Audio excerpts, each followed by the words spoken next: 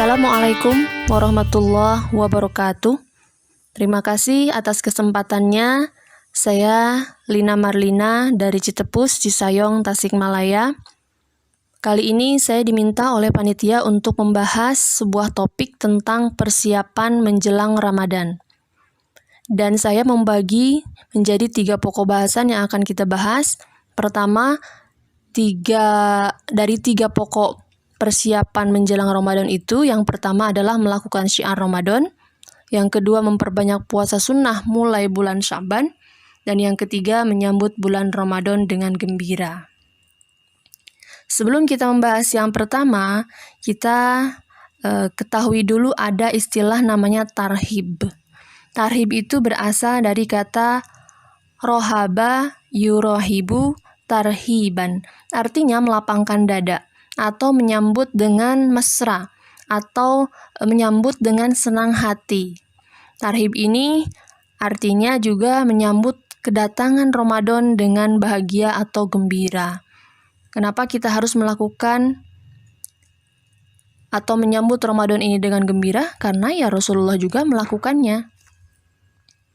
Bahkan Nabi telah mentarhib dirinya 2 bulan sebelumnya, ketika Ramadan itu datang.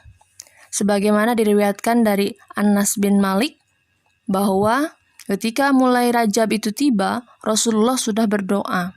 Doanya, Allahumma barik lana fi Rajaba wa Sya'bana wa balighna Ramadan. Ya Allah, berkahilah kami di bulan Rajab dan Sya'ban, dan sampaikanlah umur kami di bulan Ramadan.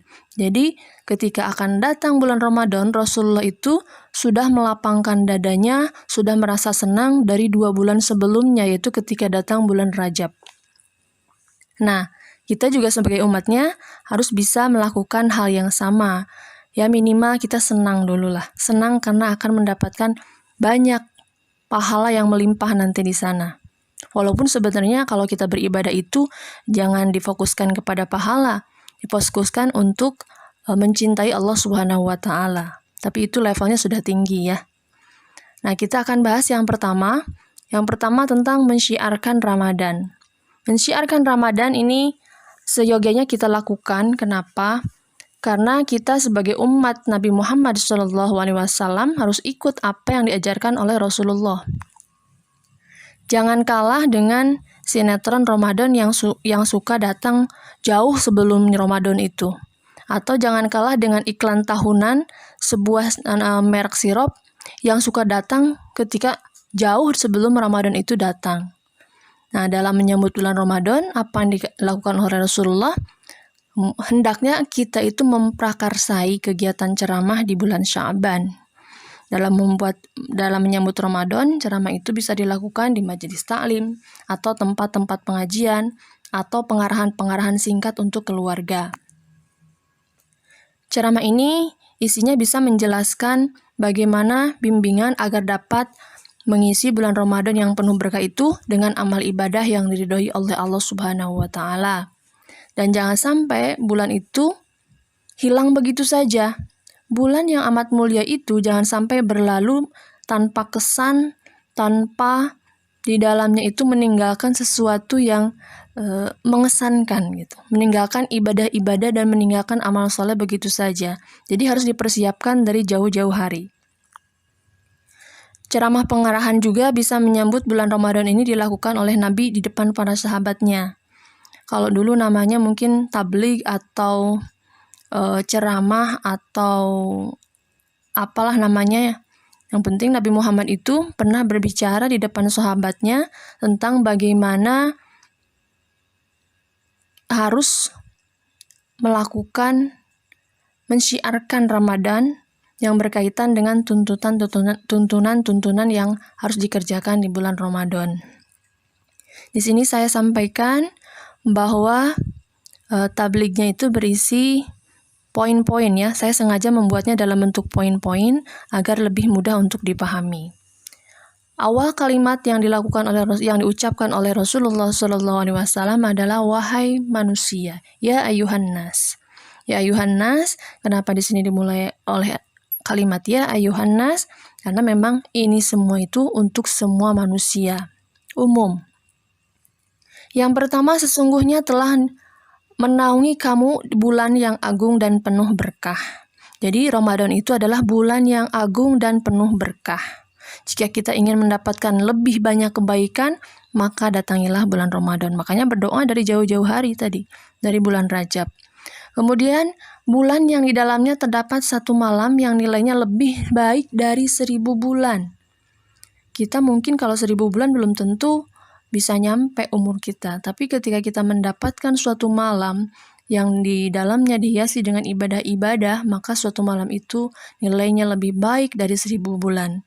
Dan satu malam itu namanya Lailatul Qadar. Berada di sepertiga ujung terakhir bulan Ramadan. Kemudian pada bulan itu juga Allah menjadikan puasanya sebagai suatu kewajiban dan qiyamnya atau sholat malamnya sebagai ibadah sunnah. Jadi di selama bulan Ramadan yang namanya qiyamul lail itu tetap sunnah. Tapi puasanya adalah puasa wajib. Bahkan di dalamnya disyariatkan yang namanya adalah sholat tarawih. Gitu ya. Selanjutnya, siapa yang mendekatkan diri kepada Allah dengan suatu kebaikan, maka nilainya sama dengan mengerjakannya di bulan yang lain. Jadi, kalau kita ada di bulan Ramadan, kita baru berniat saja, itu sudah dihitung mengerjakan. Apalagi kalau kita mengerjakannya. Kalau mengerjakannya, itu dihitung di selanjutnya, siapa yang mengerjakan suatu kebaikan dalam bulan Ramadan, maka sama dengan menjalankan 70 kewajiban di bulan yang lain. Jadi satu itu menjadi 70 pahalanya. Begitu. Selanjutnya, di sini Ramadan itu adalah bulan kesabaran, kata Rasulullah. Sedangkan ketabahan dan kesabaran itu balasannya adalah surga. Barang siapa yang bersabar dalam kesulitan, maka Allah akan mengangkat harkat derajat dan martabatnya ya. Selanjutnya, Ramadan adalah bulan pertolongan. Pada bulan ini, rezeki orang-orang mukmin ditambah. Jadi jangan khawatir, aduh saya belum punya bekal nih untuk Ramadan, gimana ya? Gitu. Tidak perlu khawatir, Allah yang akan menolong. Satu, kuncinya adalah yakin.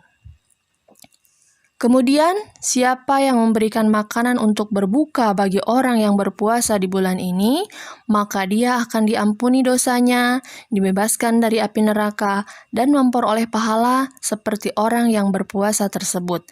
Sedangkan pahala puasa orang yang melakukannya tidak berkurang sedikit pun. Jadi, kalau kita ingin punya double-double pahala, maka berikanlah takjil untuk orang-orang yang berpuasa. Nah, di sini kemudian ada para sahabat yang bertanya kepada Rasulullah, "Wahai Rasulullah, kami tidak semua memiliki makanan untuk berbuka bagi orang lain." Begitu katanya. Kemudian Rasulullah bersabda, Allah memberikan pahala kepada orang yang memberikan sebutir kurma atau seteguk air atau seteguk susu. Jadi kalau yang punya kurma sekantong, bagi-bagi satu-satu. Kalau yang punya air segalon, boleh dibagi-bagi. Begitu. Jadi kita berbagi untuk yang takjil, karena pahalanya sangat besar. Tapi kadang-kadang kalau orang di kampung-kampung ya, entah kalau di kampung orang lain, biasanya kalau yang diperbanyak itu adalah makanan saat tarawih. Padahal yang banyak sekali pahalanya itu adalah orang yang takjil gitu. Bukan pas tarawih. Ya sebenarnya tidak masalah sih ketika memberi untuk yang tarawih, tapi lebih afdal memberikan saat takjil gitu ya.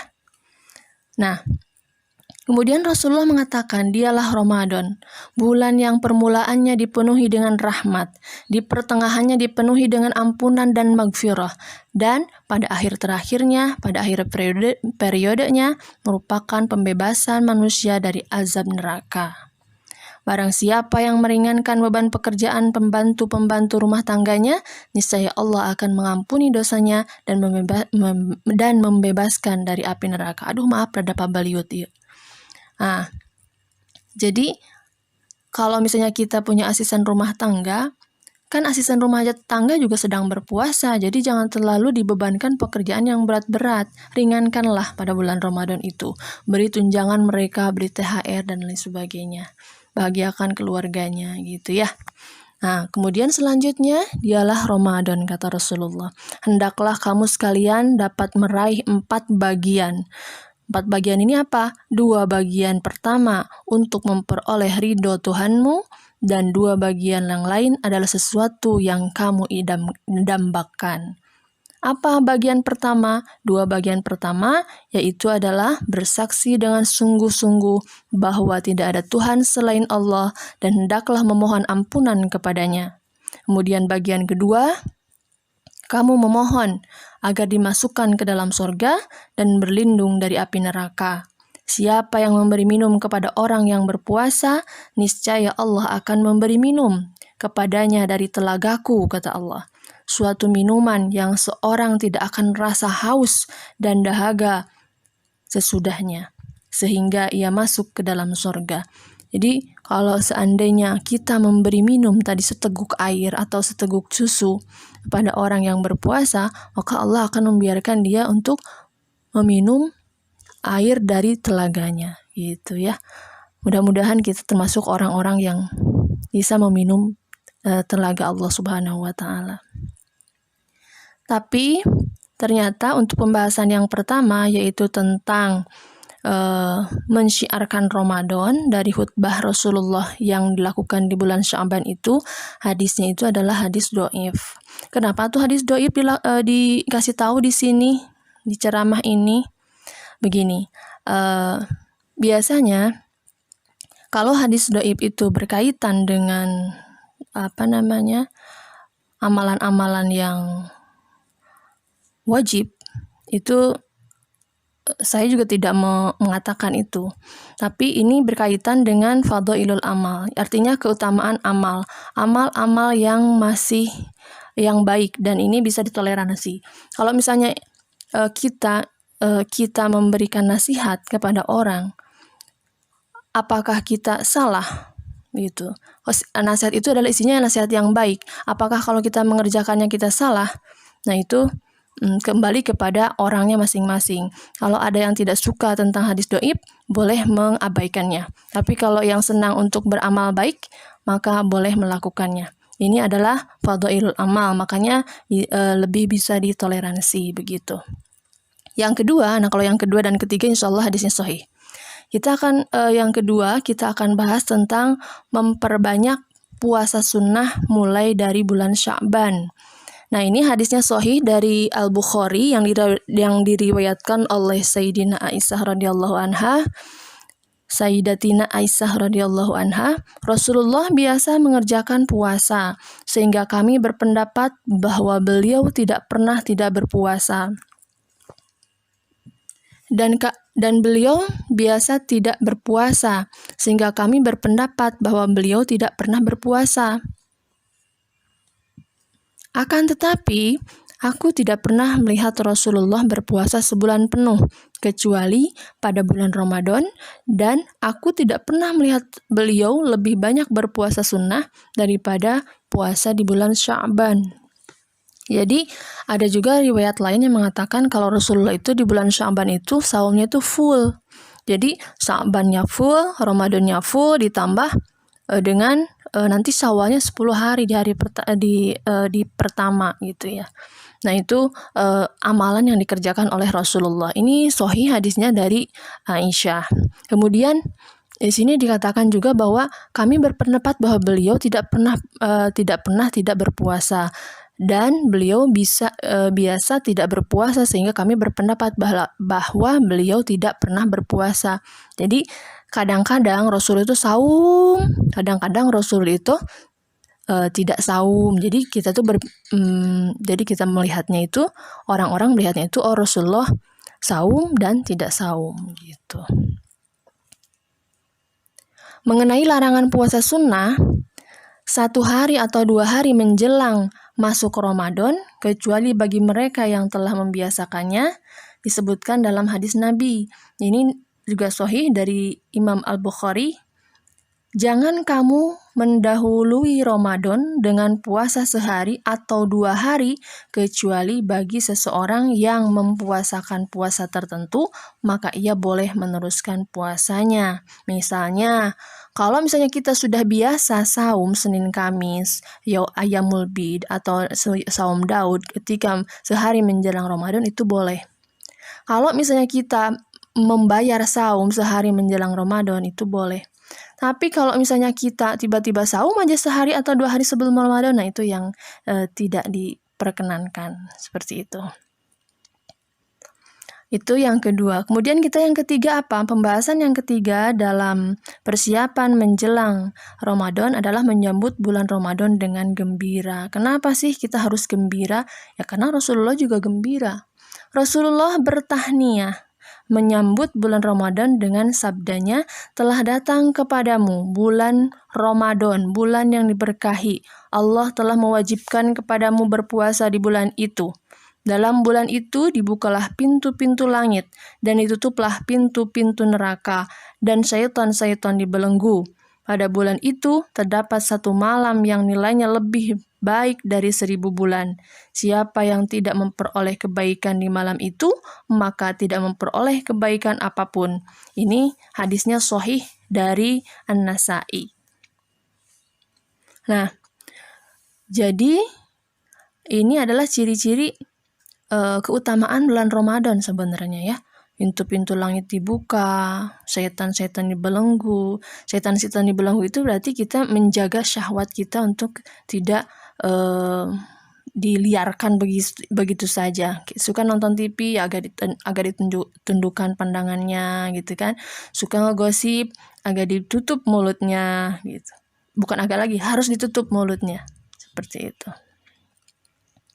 Nah, di sini apa yang diharapkan dalam puasa itu? Diharapkan dalam puasa itu tidak hanya meninggalkan makan, minum, atau segala yang membatalkannya, tetapi juga diharapkan untuk bisa menjaga diri dari perbuatan yang tercela. Seperti apa yang tadi saya sebutkan, seperti hal-hal yang kurang baik gitu ya. Tidur seharian atau nonton seharian dan lain sebagainya yang kurang bermanfaat. Kemudian puasa itu diharapkan dapat membentuk mental menjadi manusia yang bertakwa kepada Allah Subhanahu wa taala dan beribadah dengan penuh keikhlasan. Puasa diharapkan dapat meningkatkan kesabaran, ketabahan, peningkatan daya tahan mental dan fisik gitu. Selanjutnya mengenai keutamaan ibadah puasa dan keharusan bersikap sabar disebutkan dalam hadis qudsi.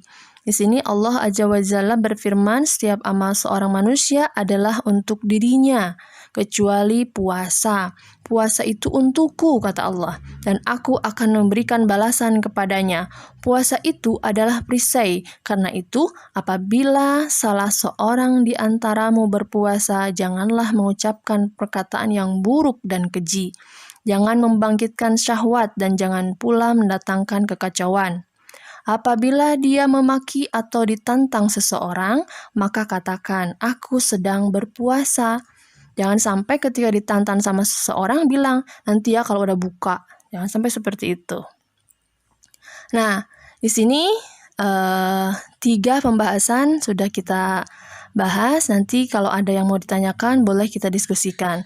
Terakhir ini berkaitan dengan bagaimana cara kita untuk melakukan ibadah Ramadan pada saat pandemi corona ini ya. Apa yang harus kita lakukan?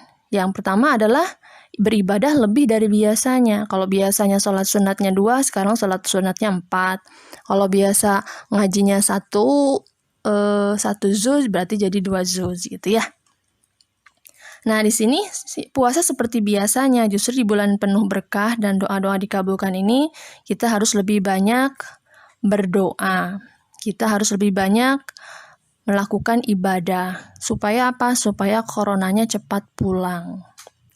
Cepat pulang gitu ya, kayak sebuah lagu. Jangan beralasan, saya tidak mau puasa karena takut tenggorokan kering. Nanti corona menyerang gitu kan ya. Ada aja alasannya. Nah, di sini kita kan sudah melakukan lockdown, kemudian juga sudah melakukan social distancing, kemudian juga sudah melakukan work from home. Aduh maaf, Jadi tidak masalah lah. Kalaupun misalnya keluar yang sangat urgent untuk mencari nafkah, maka tetap harus menjaga diri, tetap waspada dan niatkan untuk beribadah gitu ya. Jadi tetap dilakukan yang namanya ibadah lebih daripada biasanya. Kemudian yang kedua, bagaimana beribadah Ramadan di saat Covid ini? Kita harus dianjurkan untuk mengikuti pemerintah, terutama di sini adalah fatwa MUI ya. Fatwa MUI ini kenapa? Karena pemerintah itu kan ulil amri, maka seyogianya kita mengikuti fatwa ulama, karena di pemerintah itu, MUI itu banyak di dalamnya orang-orang yang berilmu, para masyayikh, para kiai, para ustadz, dan semuanya mengerti, semuanya boleh membuat fatwa. Mereka tahu dalilnya, tahu dasarnya, maka kita ikut saja pemerintah gitu. Jadi jangan terlalu khawatir. Kemudian menjaga kebersihan dan kesehatan. Kemudian dalam kesehatan tubuh ini walaupun kita tidak kemana-mana, walaupun kita berpuasa, tetap yang namanya mandi dan gosok gigi itu harus dilaksanakan. Jangan sampai ikut lockdown juga gitu ya.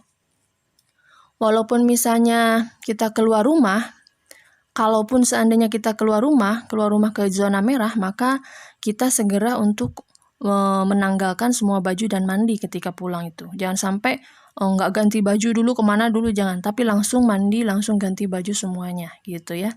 Lingkungan rumah juga sampai sekarang harus bersih, rajin cuci tangan, kalau perlu pakai hand sanitizer gitu ya. Jika perlu semprot disinfektan untuk mensterilkan udara, atau juga mempersiapkan obat-obat dasar seperti paracetamol dan sebagainya.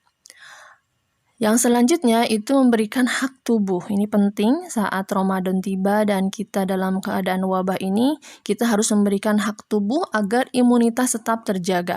Karena corona ini takut dengan imun tubuh. Kalau imun tubuh kita bagus, itu insya Allah corona itu mati dengan sendirinya gitu.